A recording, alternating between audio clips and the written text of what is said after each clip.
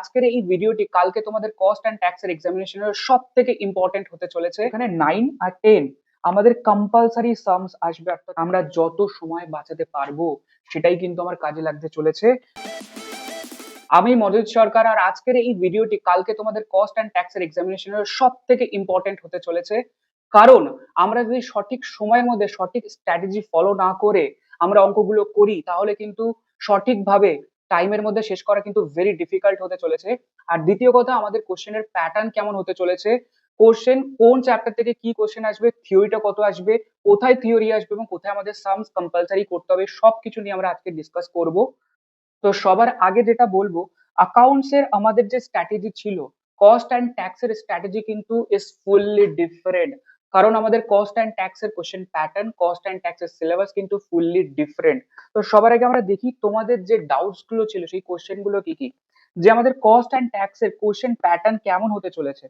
Cost and ট্যাক্সে কোন প্রশ্নে কত সময় নেওয়া উচিত, আমরা অ্যাকাউন্টস এ যেভাবে ভেবেছিলাম কস্ট অ্যান্ড ট্যাক্স এর কোশ্চেনের নাম্বার কিন্তু টাইম কিন্তু ডিফারেন্ট স্ট্র্যাটেজি হতে চলেছে, তা নাহলে কিন্তু ভেরি ভেরি ডিফিকাল্ট হতে চলেছে।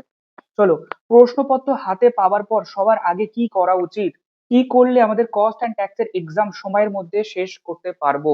তারপর থিওরি থেকে কত নাম্বার আসতে পারে কস্ট অ্যান্ড ট্যাক্স এর এক্সামে, থিওরি লিখবো কিভাবে এবং থিওরি লিখলে কি পুরো নাম্বার দেবে কস্ট অ্যান্ড ট্যাক্স এক্সামে, অঙ্ক করতে গিয়ে যদি না মেলে বা ভুল হয় তাহলে আমরা কি করব, অঙ্কের রাফ ক্যালকুলেশন গুলো কোথায় করব। তাহলে এই সমস্ত তোমাদের যে ডাউটস গুলো ছিল, সেই সমস্ত ডাউটস কিন্তু আমি আজ এই ভিডিওতে আলোচনা করতে চলেছি।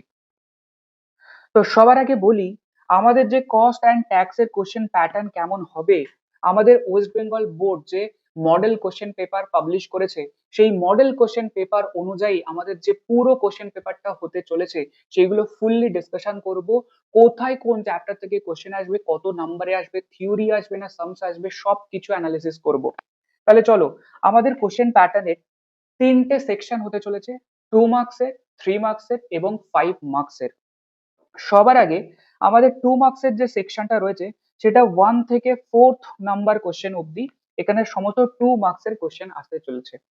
তারপরে 5, 6, 7, 8, এখান 5 থেকে 8 পর্যন্ত আমাদের কিন্তু 3 মার্কসের কোশ্চেন থাকবে।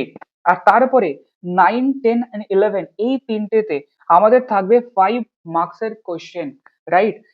এবার পুরো কোশ্চেন প্যাটার্নের মধ্যে 2 মার্কসের কোশ্চেন আমাদের থাকতে চলেছে 1, 2, 3, 4, অর্থাৎ চারটে 2 মার্কসের কোশ্চেন। আর তারপরে 5, 6, 7, 8 চারটে 3 মার্কসের কোশ্চেন। আর তারপরে 9, 10, 11 এখানেও কিন্তু চারটে 5 মার্কসের কোশ্চেন। 11th নাম্বার পয়েন্টে আমাদের কিন্তু দুটো 5 মার্কসের কোশ্চেন আসতে চলেছে। এবার আমরা দেখি কোন চ্যাপ্টার থেকে কোথায় কি প্রশ্ন আসবে এবং কোথায় থিওরি আসবে এবং কোথায় আমাদের সামস থাকবে। তো প্রথম যে 2 মার্কসের সেকশনটা রয়েছে 1 থেকে 4 পর্যন্ত, সেখানে আমাদের সবকিছু থিওরি কোশ্চেন আসতে চলেছে। এবং প্রথম যে 2 মার্কসের থিওরিটা থাকবে সেটা কিন্তু রেমিনেশনের চ্যাপ্টার থেকে একটা থিওরি প্রশ্ন করতে হবে। সেকেন্ড পয়েন্টে ওভারহেড চ্যাপ্টার থেকে একটা থিওরি প্রশ্ন করতে হবে। হাউস প্রপার্টি চ্যাপ্টার থেকে একটা থিওরি প্রশ্ন করতে হবে 3 নাম্বার পয়েন্টে। এবং ফোর্থ পয়েন্টে জিএসটি চ্যাপ্টার থেকে থিওরি প্রশ্ন করতে হবে। অর্থাৎ ওভারঅল সিলেবাসের যে আমাদের চারটে চ্যাপ্টার, সেই চারটে চ্যাপ্টার থেকে কিন্তু 2 মার্কস করে একটা থিওরি প্রশ্ন প্রথম সেকশনে। সেকেন্ড যে সেকশনটা থাকবে সেখানে 3 মার্কসের remuneration chapter, overhead chapter, house property এবং জিএসটি সেম প্যাটার্নে আমাদের একটা করে থিওরি প্রশ্ন কিন্তু থাকবে। 3 মার্কসের যে সেকশন রয়েছে সেখানে 5th নাম্বার পয়েন্টে রেমুনারেশনের চ্যাপ্টার থেকে কিন্তু অঙ্ক আসতে চলেছে। আর এখানে আমাদের থিওরি অথবা সামস দুটো মিক্সড বেসিসে আসতে চলেছে, অর্থাৎ থিওরিও আসতে পারে, সামসও আসতে পারে, আবার থিওরি আর তার অল্টারনেটিভে সামস কিন্তু আসতে পারে। তারপরে ওভারহেডের যে চ্যাপ্টারটা 3 মার্কসের কোশ্চেন 6 নাম্বার পয়েন্টে, সেখানে কিন্তু থিওরি আসতে চলেছে। 7th নাম্বার পয়েন্টে হাউস প্রপার্টি থেকে আসবে, আর সেটাও কিন্তু মিক্সড বেসিসে, অর্থাৎ থিওরি আর সামস এর কম্বিনেশনে আসতে চলেছে। তারপরে 8th নাম্বার পয়েন্টে আমাদের কিন্তু জিএসটি চ্যাপ্টার থেকে আসবে এবং সেটা কিন্তু থিওরি প্রশ্ন আসবে 3 মার্কসের।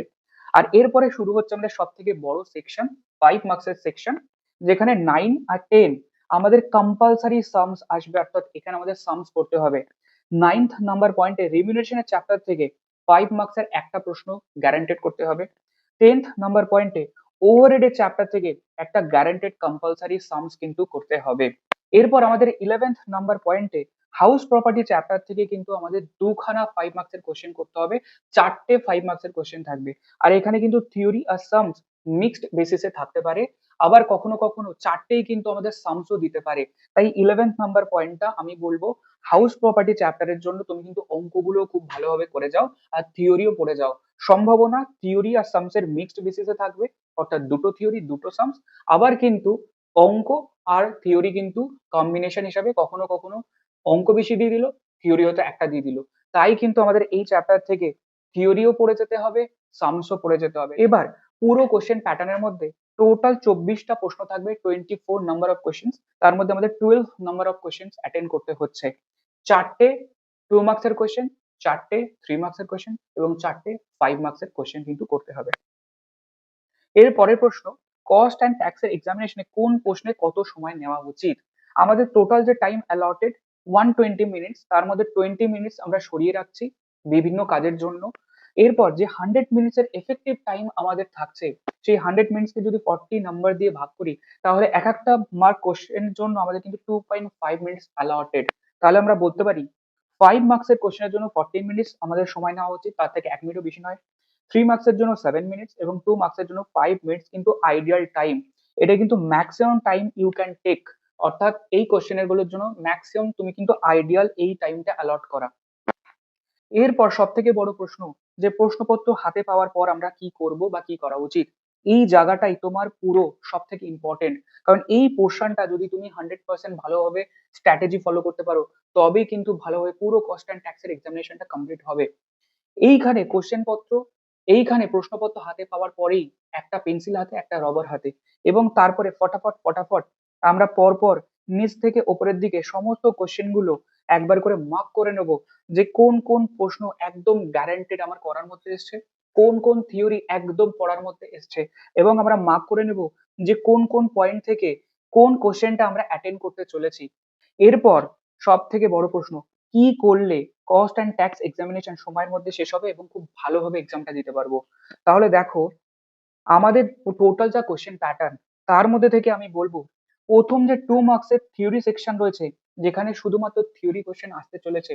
আর এখানে যে থিওরি কোশ্চেন গুলো থাকে সেগুলো কিন্তু to the point directly theory question থাকে, অর্থাৎ প্রশ্ন এবং তার অ্যান্সার একদম জাস্ট নর্মাল যে থিওরিটিক্যাল প্রশ্ন হয়। যেমন একটা এক্সাম্পল যদি দিই, হেলসের বোনাস পদ্ধতির ফর্মুলা লেখো, তো এবার এইটুকু থিওরি কোশ্চেন লেখার জন্য, এবার এই 2 মার্কসের থিওরি কোশ্চেন লেখার জন্য আমি তোমাদেরকে 5 মিনিটস কিন্তু অ্যালট করেছি। কিন্তু শুধুমাত্র এই 2 মার্কসের ডাইরেক্ট থিওরি কোশ্চেনের অ্যান্সার দিতে কিন্তু আমার 5 মিনিটস টাইম লাগে না। অর্থাৎ আমরা চেষ্টা করব 3 মিনিটস এর মধ্যে কমপ্লিট করা এই 2 মার্কসের থিওরিটিক্যাল কোশ্চেন গুলো। কারণ এই কোশ্চেন গুলো to the point direct question আসে। আর এখানে আমরা যে সময়গুলো বাঁচাতে পারবো, সেই সময়টাই কিন্তু আমাদের বোনাস, যেগুলো কাজে লাগবে 5 মিনিটস এর ক্যালকুলেশন বেসড কম্পালসারি ওভারহেড এবং হাউস প্রপার্টির যে অঙ্কগুলো দেবে। এরপরে আমরা 3 মার্কসের যে সেকশন, সেখানে যেখানে যেখানে থিওরি কম্পালসারি রয়েছে ফটাফট লিখে নেব। আর থিওরিতে 3 মার্কসের জন্য আমাদের 7 মিনিটস করে অ্যালট করেছি, এক একটা নাম্বারের কোশ্চেনের জন্য 3 মার্কসের জন্য তুমি 7 মিনিটস করে টাইম পাচ্ছ, এবং সেগুলো চেষ্টা করবে 5 মিনিটস এর মধ্যে কমপ্লিট করার, থিওরিটিক্যাল প্রশ্ন হলে, রাইট? কারণ থিওরি লিখতে কিন্তু বেশি সময় লাগে না, কোশ্চেন পড়েছি সঙ্গে সঙ্গে থিওরি লিখতে শুরু করে দিলাম। এরপর 5th নাম্বার পয়েন্ট আর 7th নাম্বার পয়েন্টে 3 মার্কসের যে প্রশ্নটা রয়েছে, সেখানে যদি থিওরি আসে গুড, আর যদি সামস আসে সেগুলো কিন্তু খুব একটা বেশি কমপ্লেক্স সামস থাকে না, সহজ থাকে। তাই ডাইরেক্টলি ফটাফট 5 to 7 মিনিটস এর মধ্যে আমরা কমপ্লিট করে নেব। আর এই অবধি 8th নাম্বার পয়েন্ট পর্যন্ত আমরা যত সময় বাঁচাতে পারবো, সেটাই কিন্তু আমার কাজে লাগতে চলেছে 9th 10th and 11th নাম্বারের 5 মার্কসের কোশ্চেন অ্যাটেন্ড করার জন্য। এরপরে আমরা 11th নাম্বার পয়েন্টে যে দুখানা 5 মার্কসের কোশ্চেন করতে হবে। যদি থিওরি আসে, তাহলে যদি তুমি থিওরি লেখো তাহলে ফটাফট তুমি থিওরি লিখে নাও। আর যদি সামস থাকে এবং যদি তোমার জানার মধ্যে ইজি থাকে, তাহলে তুমি কোনো সমস্যা নেই, তুমি হাউস প্রপার্টির অঙ্ক ফটাফট ফটাফট ফরম্যাট বেসড তুমি অঙ্কগুলো করে নাও। 9th and 10th A compulsory Shams থাকবে, এখানে থিওরি লেখার কোনো জায়গায় নেই। তাই আমাদের রেমুনারেশনের চ্যাপ্টার থেকে আমাদের ডাইরেক্ট হেলথ এর ওভান বেসড ক্যালকুলেশন বেসড সাম থাকবে, এবং 14 মিনিটস কিন্তু আমাদের এক একটা 5 মার্কসের কোশ্চেন করার জন্য অ্যালটেড, এবং 14 মিনিটস এর মধ্যে আরামসে কিন্তু করা যায়। মেন সময় আমাদের কোথায় লাগবে, ওভারহেডের চ্যাপ্টারের মধ্যে, কারণ এখানে কিন্তু রেশিওতে সমস্ত ওভারহেডের খরচাগুলোকে অ্যাপোর্শন করতে হয় এবং সেখানে কিন্তু প্রত্যেকটা হাতে কলমে ক্যালকুলেট করতে হবে। তাই ওপরে যা সময় বাঁচালাম থিওরি লিখে, সেই সময়গুলো কিন্তু ফুললি কাজে লাগবে এই ওভারহেড চ্যাপ্টারের কম্পালসারি যে অঙ্কটা থাকবে সেটা সলভ করার জন্য। এবং এই স্ট্র্যাটেজিটা ফলো করলে তবেই কিন্তু আমাদের কস্ট অ্যান্ড টেক্সের এক্সামিনেশন উইদিন টাইম ভালোভাবে আমরা কমপ্লিট করতে পারবো। এর পরের যে প্রশ্নটা রয়েছে যে থিওরি থেকে কস্ট অ্যান্ড ট্যাক্সে কত নাম্বার আসার সম্ভাবনা রয়েছে, তো বলি 14 থেকে 25 মার্কস কিন্তু আমাদের থিওরি মার্কস আসতে পারে। পুরো ওভারঅল কোশ্চেন প্যাটার্নটা যদি দেখি, 2 মার্কসের আমাদের 4টে প্রশ্ন এবং 6 অ্যান্ড 8 নাম্বার পয়েন্টে 3 মার্কসের আমাদের কিন্তু থিওরি প্রশ্ন আসবেই আসবে এবং সেখানে আমাদের 14 মার্কস কিন্তু হয়। এরপর 5th নাম্বার পয়েন্ট আর 7th নাম্বার পয়েন্টে 3 মার্কসের যদি আমাদের কোশ্চেন দিয়ে দেয় থিওরি, তাহলে থিওরি নাম্বার 14 মার্কসের সাথে ইনক্রিজ করছে এবং লাস্ট হাউস প্রপার্টি থেকে যদি থিওরি অল্টারনেটিভে থাকে তাহলেও 5 মার্কস করে আমাদের অ্যাডিশন হচ্ছে থিওরি কোশ্চেন। তাই আমি বলতে পারি 14 থেকে 25 মার্কসের অ্যাভারেজ আমাদের থিওরিটিক্যাল কোশ্চেন আসবে এবং বাকি অঙ্ক আসবে, সামস কিন্তু আসবে গ্যারান্টেড। এরপর থিওরি কিভাবে লিখবো এবং থিওরি লিখলে কি পুরো নাম্বার দেবে? হ্যাঁ, থিওরি লিখলে আমাদের কিন্তু পুরো নাম্বার পাওয়া যাবে। তবে হ্যাঁ, থিওরি লেখার একটা ফরম্যাট রয়েছে। ডাইরেক্ট কোশ্চেন দিলেও তুমি শুধু প্যারাগ্রাফের মধ্যে ছোট্ট একটু লিখে দিলে সেইভাবে কিন্তু নাম্বার দেবে না।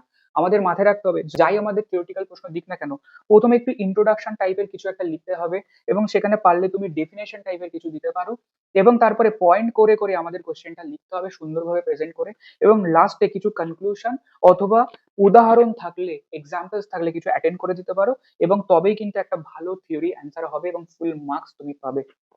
এরপর অঙ্ক করতে গিয়ে যদি না মেলে বা কোনো ভুল হয় তাহলে কি করব? আমরা কস্ট অ্যান্ড ট্যাক্সে কিন্তু অলরেডি 1 থেকে 8 নাম্বার কোশ্চেন অব্দি অলরেডি সময় বাঁচিয়ে দিয়েছি, যেখানে কিন্তু আমাদের ভুল হওয়ার সম্ভাবনা নেই। ডাইরেক্ট প্রশ্ন, ডাইরেক্ট থিওরি অথবা ডাইরেক্ট ক্যালকুলেশন অঙ্ক। মেন ভুল হওয়ার সম্ভাবনা 9, 10 আর 11 এর মধ্যে।